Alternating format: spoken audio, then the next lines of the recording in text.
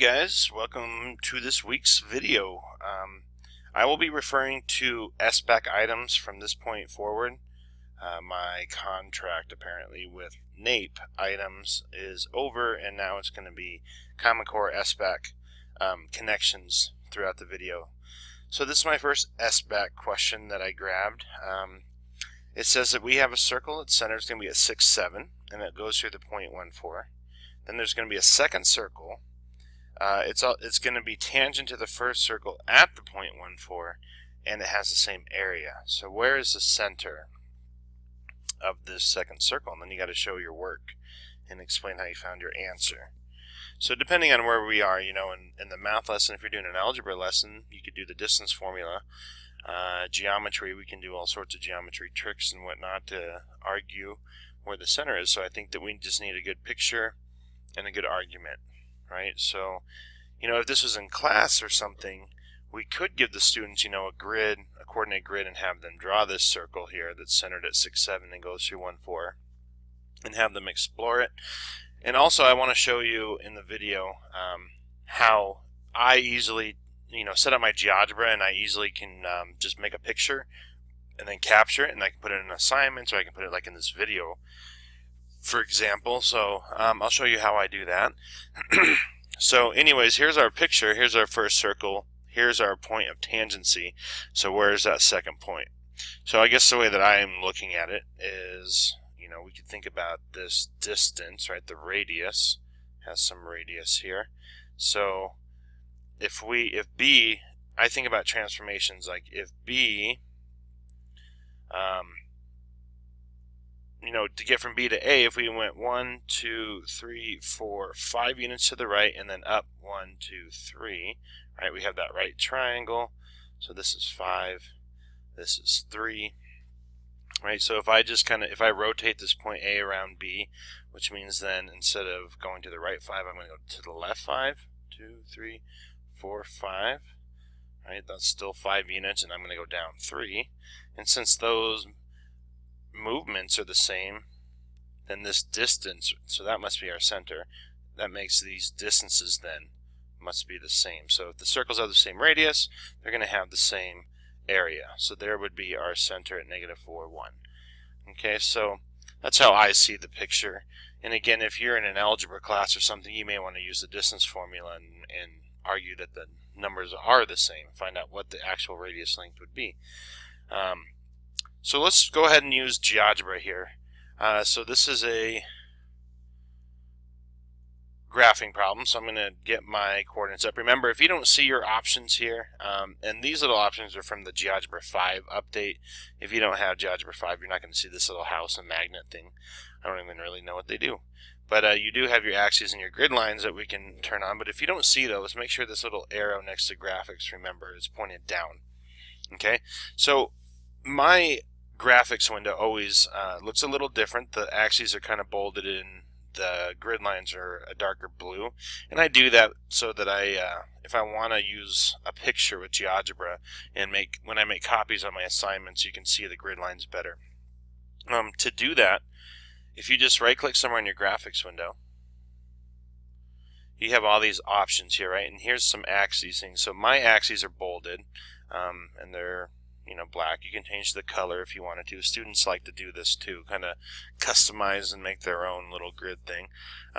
You can change line styles. You can change the background color. Maybe you don't want it to be white. Maybe you want it to be some other color. You can do that. So again, students kind of have fun with that. Kind of makes them engaged a little bit when they use GeoGebra. You can also change some properties of the axes. So one thing that I like to do is this distance option here is set at 1. If you click on that, that means that no matter how far we zoom in or out, our units on the x-axis and the y-axis now will stay 1. Because sometimes if you don't have that set, it'll automatically change the scale depending on how far you're zooming. Okay, so that's kind of nice to do that.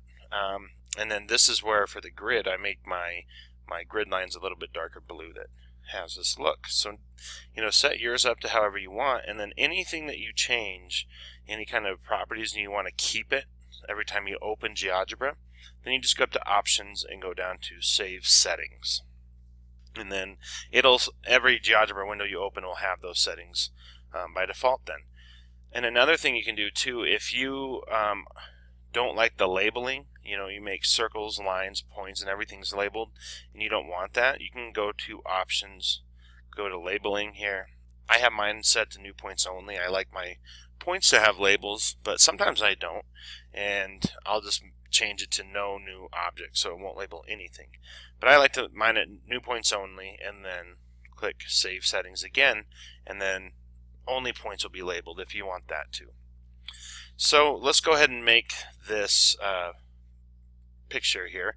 So our first circle centers at 6, 7. That's right here. And then it goes through the point 1, 4.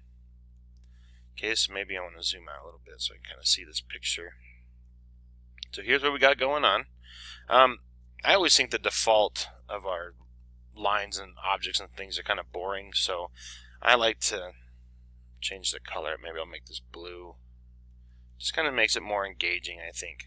The points, since there's 2 of them, and if we had a whole bunch of points and we wanted to do a property change on all of them, then you can just click on point, the name of the section, and it'll go ahead and highlight all the points that I have, and then I can go ahead and change them both maybe to red and stand out. So that kind of just looks a little better, I guess, my taste. So now, where's that center at? Because we could have all sorts of conversations. That point of tangency here, so the 2 circles are tangent, defines the center to be in one spot. But we could talk about where centers could be of a circle that goes through 1, 4 and has the same area, and kind of have that chat. And it's kind of a good way to talk about secant lines along with the tangent line idea. So what I mean by that is, let's go ahead and find this center the way that we did it. I'm going to go ahead and talk about that rotation, which another way to say 180-degree rotation is reflecting about a point instead of a line. So you can actually reflect about a point in GeoGebra. So I'm going to click on this tool. I'm going to tell GeoGebra I want this point reflected around this point B. So I'm going to click on B next, and it rotates it. So there's my center, right? And because rotations preserve distance, the A prime has to be the same distance away, right? So then we can go ahead and show our circle. Maybe I want to change the properties of all my circles right now. So I can go ahead and change, maybe I want orange circles now and a little thicker line. So now I have that. You can change properties before you even make it.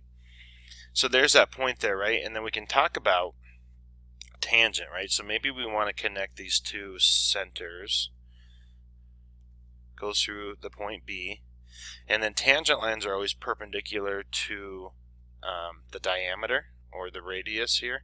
So our tangent line should be perpendicular. So maybe we'll use the perpendicular bisector tool. So it's going to go through that point B right there. So there's our tangent line, right?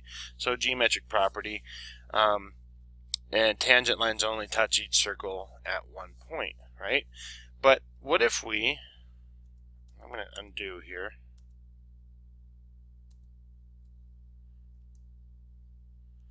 What if we didn't know that? We're going to explore tangent versus secant. So one thing that I thought was kind of neat is,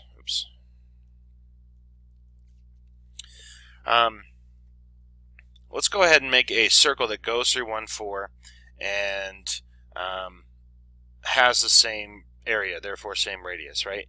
But it doesn't have to be tangent to the circle. So what I'm going to do is make my tangent line, first of all, which then, since it goes through B and I move C, it'll pivot around B.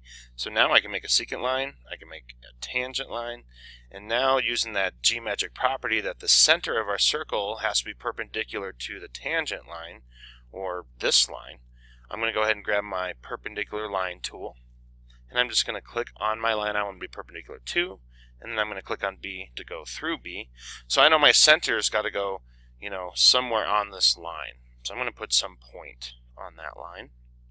I don't really know yet where that center is going to go, but you can kind of see as I'm talking, I'm thinking about the different discussions we could have with our students and let them explore some options. Where does that center have to go? Sort of thing. So now we can make our circle. centered at that new point, goes through B. So the cool thing about this construction is as I move B around, notice that center stays perpendicular to my line, which then can be secant. Therefore, the circles are secant, right? So they intersect twice, and the only point where they're going to intersect once is going to be right at that tangent line. And with that little wiggle room there, you could do some discussion, like maybe students, say that that's good. But if you zoom in, the zooming in capabilities of GeoGebra is pretty cool. You can really get in close here, and you can see, oh, hey, look at that. That's not tangent. So there's one line that'll create one intersection, right? And you can go through that whole discussion there. All right, so kind of cool and easy way to use GeoGebra, and the thing that I like about it is the more that I talk, it just opens up questions, and it opens up little avenues and connections that I've never really had before. But the dynamic feature of GeoGebra is just really cool that way. So one thing too, I just want to show you the snipping tool. I don't know if I've shown you in a video or not, but this is how I take pictures and I put them into assignments or in this video. So if you're ever zoomed in and you're all over the graphics view and you want to get back to your normal view, then just right click in your graphics and you can go to standard view, or just hit Control M and it'll just teleport you back to the original screen here. So let's say, for example, I wanted this picture. I don't really, but say I got something that I want to do for a homework assignment, or I want to put it in a video or whatever into my smart software. So I use the snipping tool. This is a Windows tool that is in Windows 7 and Windows 8. So if you have those versions, do your search and just do snip. And you can see the snipping tool here. This is just a little quick screen capture thing, and I actually put it in my quick bar down here because I use it all the time. But now I can just go ahead and capture this region, and I can copy it and put it into something. But having the graphics window so that the coordinate grid sticks out nice, and the snipping tool makes it really easy to take GeoGebra and use it to create problems and create examples that you can project in front of students and have them work on it and whatnot. So just another cool side of GeoGebra. So I hope you guys enjoyed that video, and good luck. See you on the next one.